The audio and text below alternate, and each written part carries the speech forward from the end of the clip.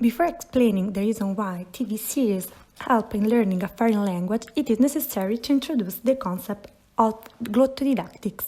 According to Marcel Danesi's definition, this term referred, on the one hand, to any type of educational activity that takes place within a language course. For example, the use of the other media that may be useful for learning certain situations, such as audiovisual media.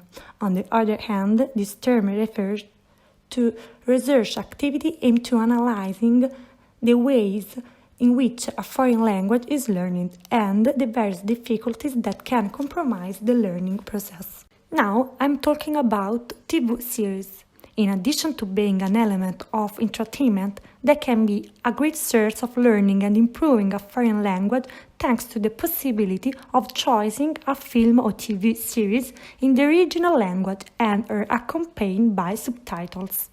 Online streaming platforms such as Netflix have an important role in this task, both thanks to the choice to see the product in original language accompanied by subtitles and thanks to an innovative Google Chrome extension called Language Learning with Netflix, which makes it possible to display a double subtitle so that one shows the user mother tongue and the other the one you want to learn, being able to set it as default audio. But what do you have to start seeing to learn a foreign language? Even if you are an adult, you can start to see cartoons, because the language used is simpler and less difficult to understand. The word is always accompanied by clearly recognizable gestures, and the lexicon is varied but not excessive. Also, listening to songs will facilitate the memorization of the phraseological structure of a foreign language. In the cartoon, the image acts as a translator. The image is the key to define the meaning of words and action in a foreign language.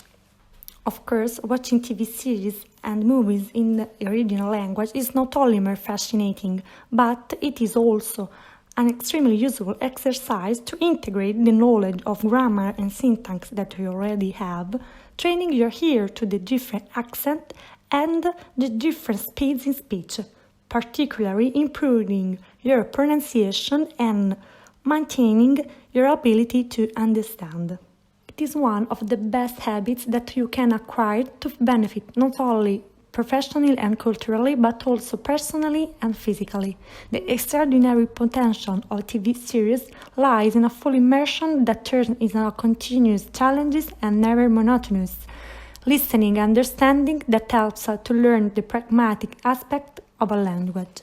For this reason, taking as an example two very famous TV series, I will analyze their impact on the learning and improvement of the same. Game of Thrones is an American fantasy TV series. Interesting is the linguistic analysis. In fact, those who watch this series have the opportunity to train on pronunciation and the English accent, thanks to the different places in which it's set and the region of the actors. This is the case of Sean Bean, who plays Ned Stark, Protector of the North, whose accent is characterized by more close vowels than in the south of England. In fact, the character of House Lannister boasts a perfect pronunciation of RP pronunciation, the English that for more century has been taught in private school in England. Finally, there is the accent of the people of the south, who having had a little contact with the rest of the other people. In fact, they have a different pronunciation, and to make this possible has been chosen the Spanish, and the characters and the architecture is typically Mediterranean. Set in an imaginary world, in a period that goes back to the Middle Ages, the language is peculiar. With a grammatical structure and antiquated terms, the vision is challenging and sometimes problematic. La Casa de Papel is a Spanish television series that tells the story of a group of robbers composed of 9 people who plan a super robbery at the Spanish State Mint. In addition to the very interesting plot, it uses a simple vocabulary of everyday life, with some colloquial expression of Spanish jargon. With a cast from all over the Latin American world, it's interesting to capture the various nuances of the accent of the various characters. It is also one of the reasons why within the series you can see the many faces of Spanish. At phonological level, the differences are the following.